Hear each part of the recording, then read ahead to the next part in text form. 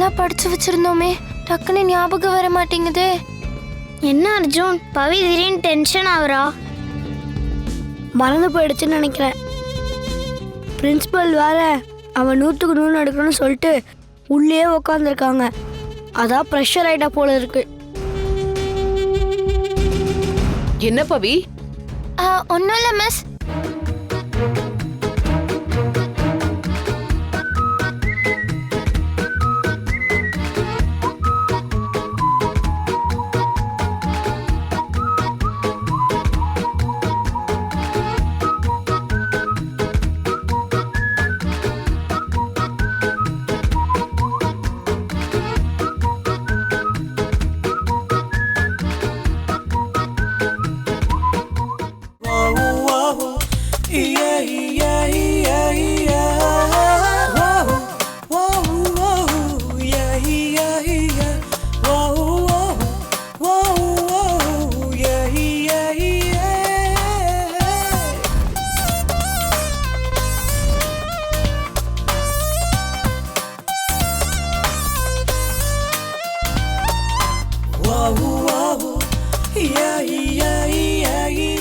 சரி குடு, நீ வெளியேறு, கரெக்ட் பண்ணிட்டு கூப்பிடுறோம்.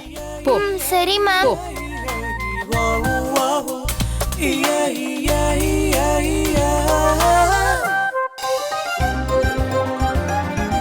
என்ன பவி, எப்படி எழுதுன? நல்லா எழுதியிருக்கேன். பிரின்சிபல் சொன்ன மாதிரியே 100க்கு 100 மார்க் எடுத்துருவல்ல? அப்படிதான் நினைக்கிறேன். அதெல்லாம் கண்டிப்பா எடுப்ப பவி, நீ கவலையே படாத.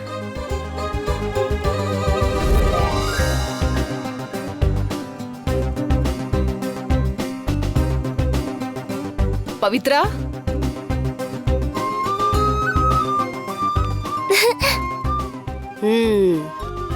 Very good. சொன்ன மாதிரியே 100க்கு 100 மார்க் எடுத்துட்டியே.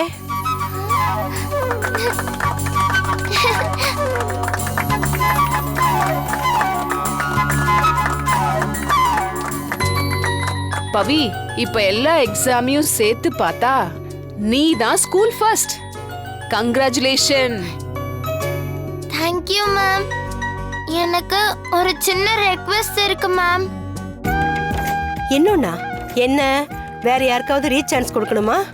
இல்ல மேம், மனவும் ஸ்கூல் ஃபர்ஸ்டா இருக்கட்டுமே.